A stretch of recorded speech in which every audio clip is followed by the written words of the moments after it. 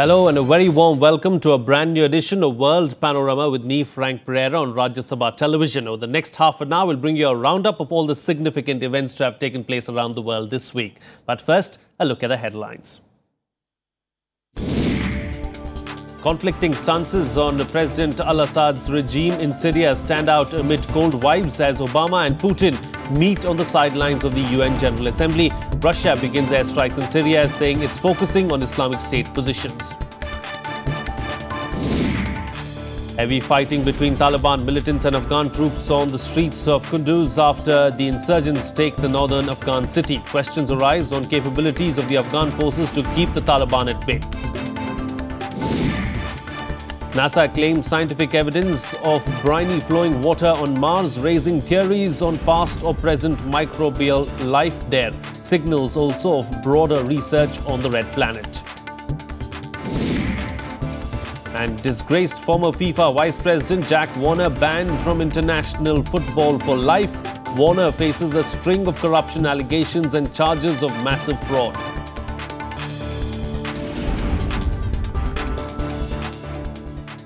Our top story on World Panorama this week. Russia began precision airstrikes in Syria this week against Islamic State ground positions. Russian President Vladimir Putin had stressed earlier that only preemptive action can truly combat international terrorism. On Wednesday, Russian aerospace defense forces began localized strikes, with the country's presidential administration saying they will only target IS militants and are being carried out at a request of Syrian President Bashar al-Assad. It said that the IS's military equipment, communication centers, transport vehicles and other infrastructure is to be destroyed too. Moscow, which supports the regime of Syrian President Bashar al-Assad, has been accused of using the strikes to target anti-Assad groups, including the US-backed opposition group, the Free Syrian Army. Syrians have welcomed the Russian airstrikes against the Islamic State. Well, Russia and the United States don't see eye to eye on the future political course in Syria. That's what came out at a meeting between leaders of the two countries on the sidelines of the UN General Assembly. Amid glaring cold vibes, Barack Obama and Vladimir Putin did agree on the need for a diplomatic end to the civil war in Syria and stamping out the Islamic State. But strong differences persist on whether its President Bashar al-Assad should retain power. Here's more.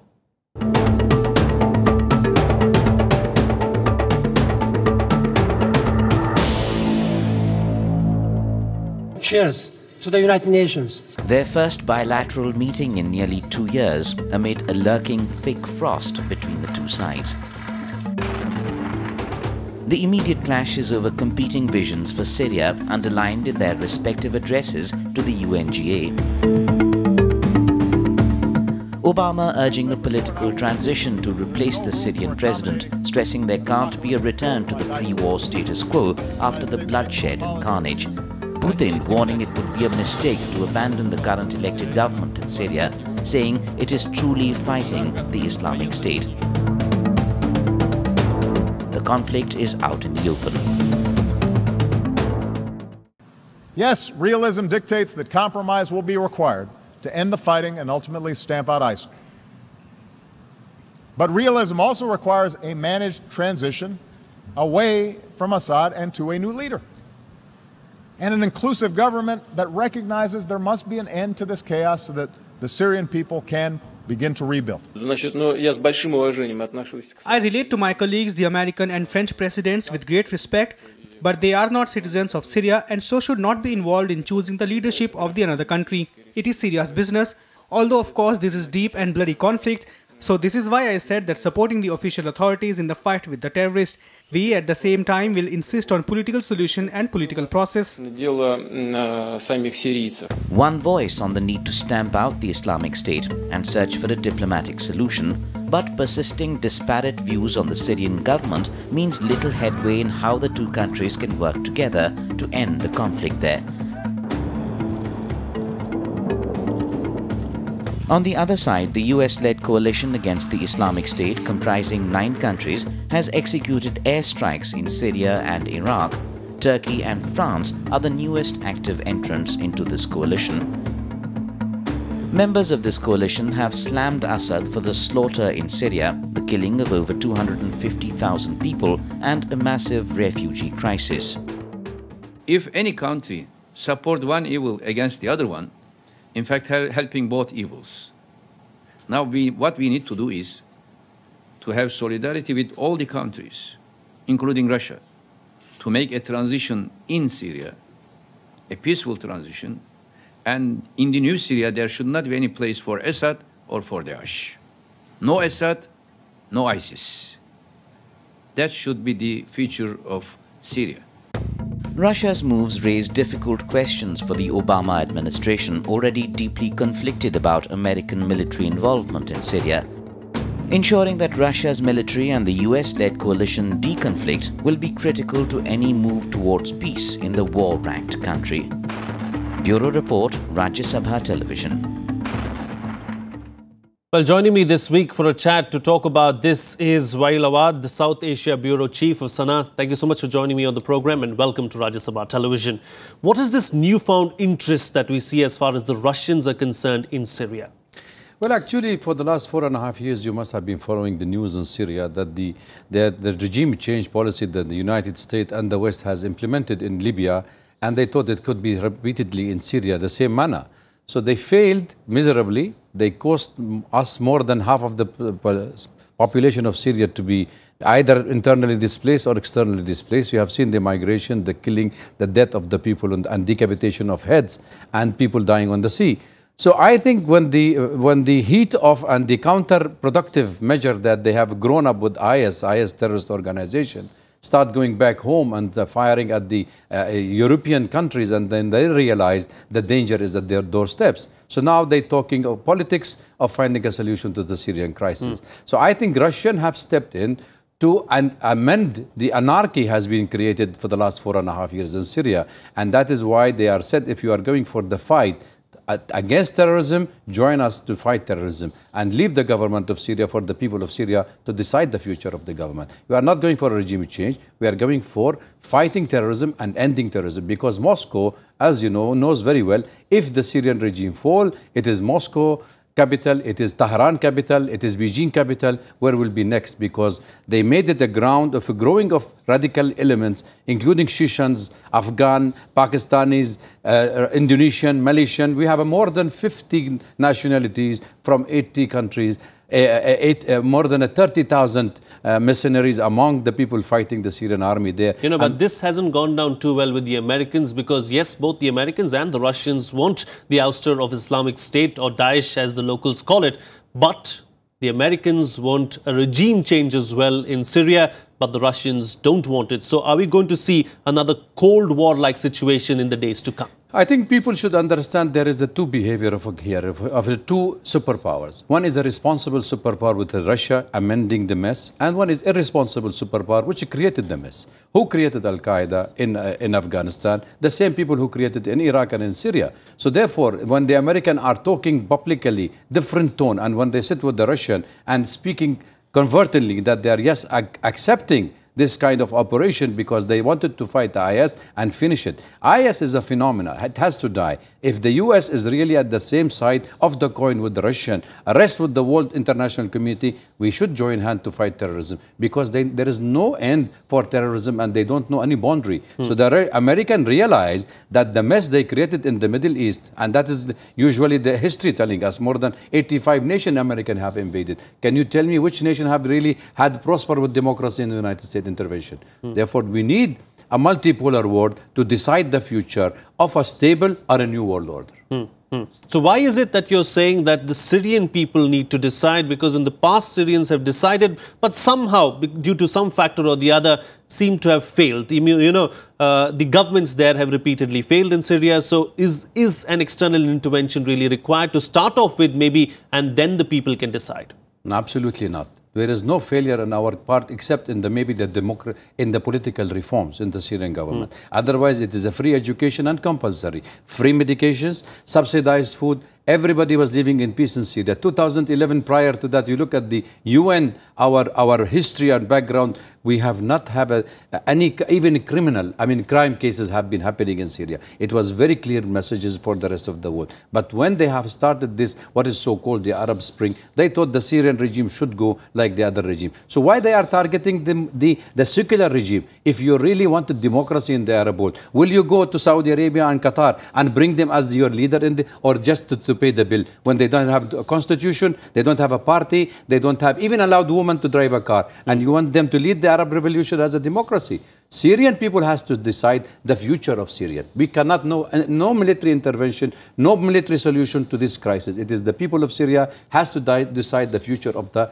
stability in the region and the future of Syrian who wanted to be led by them. Why shall we impose on us? Is it democracy a project that you can impose on any people? Democracy is an infrastructure like in India. It needs time, institutions building, people to people, they feel what is democracy. Then you can apply. So the Syrian people has to decide their future. We survived for 7,000 years. Nobody can decide our future now. We will be the people who decide the future. Indeed. All right. Waiel, Awwad, we'll have to leave to that. Very rightly said. Of course, the people of Syria need to decide their future, but remains to be seen whether the others will allow the people of Syria to decide their future or not. Thank you so much for joining us on the program. Thank you. Well, on that note, of course, we'll slip into a short break now, but still to come. India and Pakistan spar India's speeches at the UN General Assembly. A befitting response from India after Pakistan rakes up the Kashmir issue. That and much more still to come. Stay tuned. We'll be right back.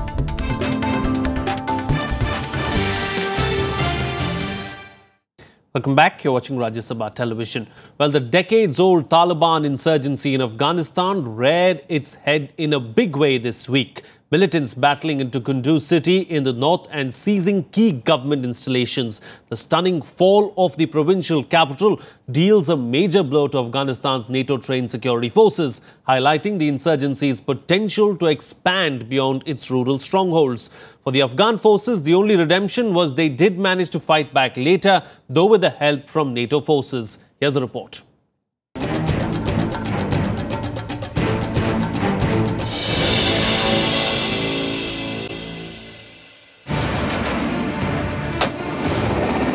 Monday afternoon, Kunduz city, North Afghanistan. Taliban fighters march into the provincial capital hours after they launch a three-pronged offensive. By evening, they'd raised their banner over the central city square, freed hundreds of fellow militants from the local jail, captured the governor's compound and provincial police headquarters as they vowed to enforce Islamic Sharia law. God willing, this is our hope. We want to build a religious school, and to build a school, to build a bridge, we need a Sharia-based government. This is why we came out, and this is what we fought for. So that Sharia law is in force here. We don't have any other aims. We only want cooperation here for the people to cooperate with us. That's all. For the residents, it's the return of a nightmare. Kunduz was the last city won back from the Taliban in 2001. It also became the first major city to be retaken by the Islamist insurgents since then. As Afghan forces moved in a day later, Kunduz became the scene of heavy gunfighting and pitched battles. Kunduz is under fire as a result of the conflict over these few days. The situation is very bad. All of the residents are fed up with the situation and thousands of families are escaping the province.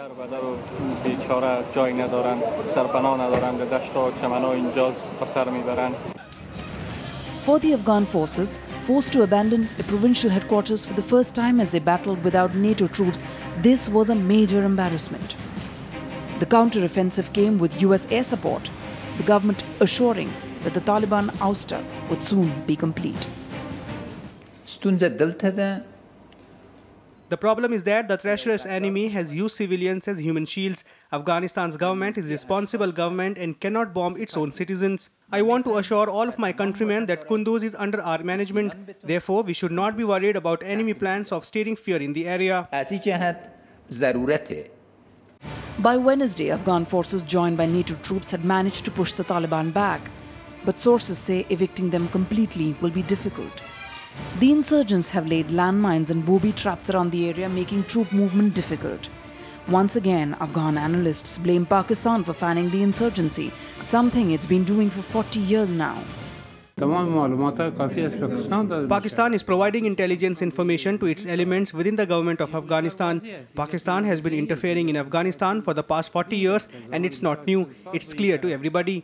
Pakistan had always been supporting and equipping the government's enemies and sends them to Afghanistan to fight against the government.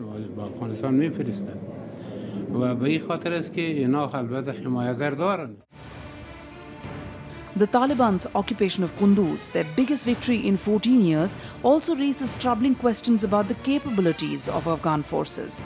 Can they battle the militants largely on their own after NATO's combat mission ended last December? And bigger still, Pakistan's unending stoking of the flames. The implications run deep. Bureau Report, Rajya Sabha TV. Well, let's take a look now at some other news-making events that made headlines across the world this week in our Globe Watch. Speeches by world leaders at the United Nations General Assembly were in focus.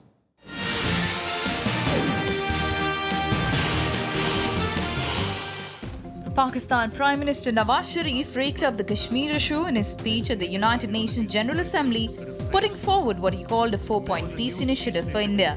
India's External Affairs Minister Sushma Swaraj responded a day later with a single point for Pakistan: to give up terrorism. Swaraj stressed a complete non-acceptance of terror as an instrument of statecraft, demanding that Pakistan bring perpetrators of the 26/11 attacks to justice. Foreign ministers of India, Japan and the United States met in New York, the first such trilateral engagement between the three countries. The prime agenda was freedom of navigation in the South China Sea. The dialogue also focused on maritime security, the members agreeing to work together through greater collaboration, highlighting the growing interest in the Indo-Pacific region. The meeting between External Affairs Minister Sushma Swaraj, Japanese Foreign Minister Fumio Kishida and US Secretary of State John Kerry is unlikely to go down well with China. A gunman opened fire at a community college in Oregon State in the United States on Thursday, killing at least a dozen people before dying in a shootout with police. The Oregon Attorney General said 13 people had been killed in all. A student said the killer, identified as a 20-year-old man, invaded a classroom and demanded that people stand up and state their religion before spraying more bullets. Investigations are on into the gunman's motive. US President Barack Obama said such shooters have sickness in their minds, warning that the United States was becoming numb to mass shootings. He repeated his support for tighter gun control measures. India has declared it will cut intensity of carbon emissions by 33 to 35% by 2030 from 2005 levels in a climate change policy statement. Targets have been released ahead of a UN summit in Paris in December. India also said it would target 40% cumulative installed power capacity from non-fossil fuel sources by 2030. As per an estimate, at least $2.5 trillion will be required for meeting India's climate change actions between now and 2030.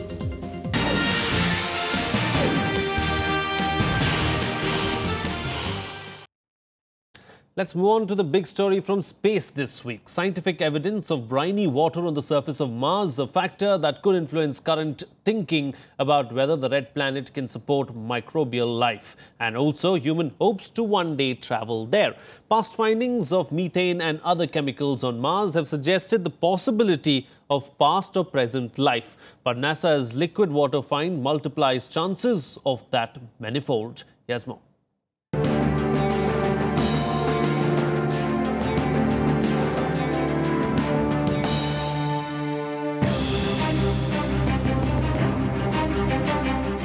More habitable conditions on Mars than previously thought. That's the immediate inference from findings of flowing water on the surface. After methane and even ice, space agency NASA suggests this one tilts the balance on life on the red planet like never before. Mars suffered a major climate change and lost its surface water. Today, we're revolutionizing our understanding of this planet. Our rovers are finding that there's a lot more humidity in the air than we ever imagined. As we ingest the soils, they're moist, they're hydrated, full of water. These discoveries are very important, but they were only part of the hydrological cycle on Mars that we're just now beginning to understand. What we're going to announce today is that Mars is not the dry, arid planet that we thought of in the past. Today we're going to announce that under certain circumstances, liquid water has been found on Mars. These images from the Mars Reconnaissance Orbiter tell the story. This image of Mars' Horowitz crater is lined with dark streaks 100 yards long, marks made by briny water flowing downhill in warmer months.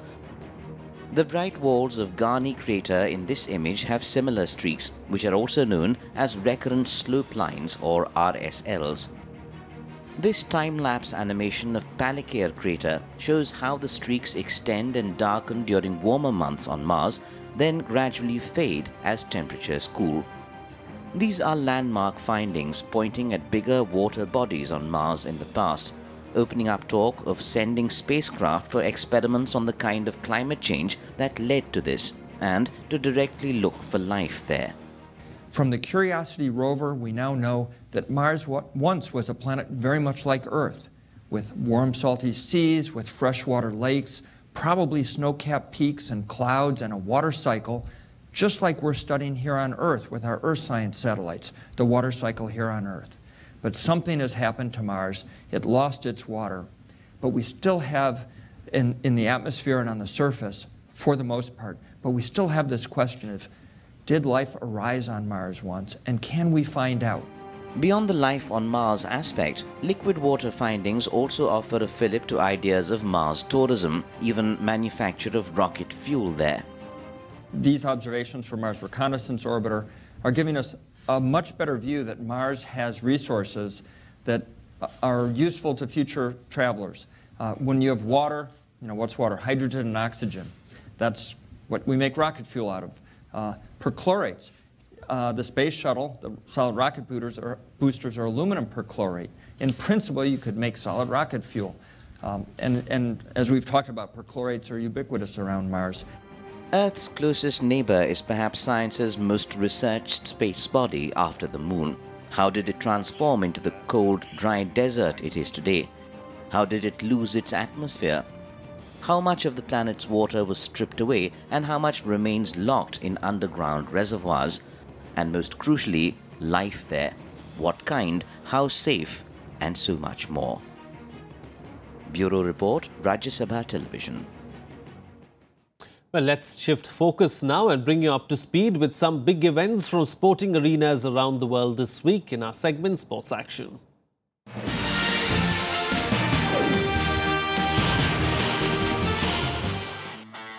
Disgraced former FIFA official Jack Warner has been banned from football for life by World Soccer's governing body. The former FIFA vice president quit football 4 years ago amid a string of corruption allegations and is facing fraud charges as part of a US investigation. FIFA's ethics committee handed down the ban. Warner was arrested in May in his native Trinidad and Tobago after the US accused him and other current or former FIFA officials of running a rampant, systemic and deep-rooted racket.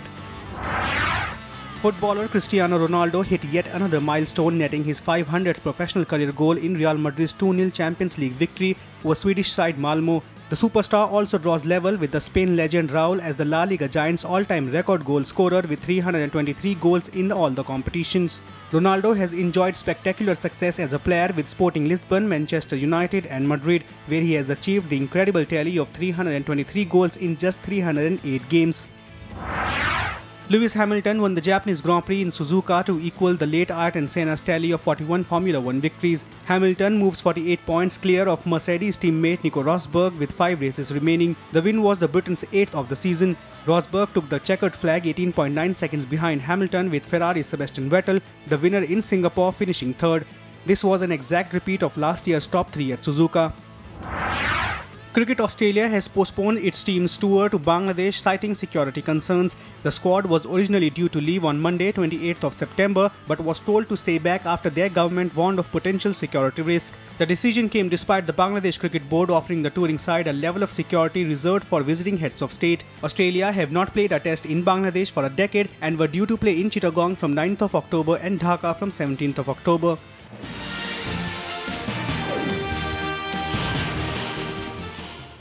And finally, here's something for dog lovers. Laid-back pooches and their owners took to the waves of the 7th annual Surf City Surf Dog Surfing Competition in California. The length of the ride and confidence on the board were just some of the judging points. I'm going to leave you with these visuals. See you again next time.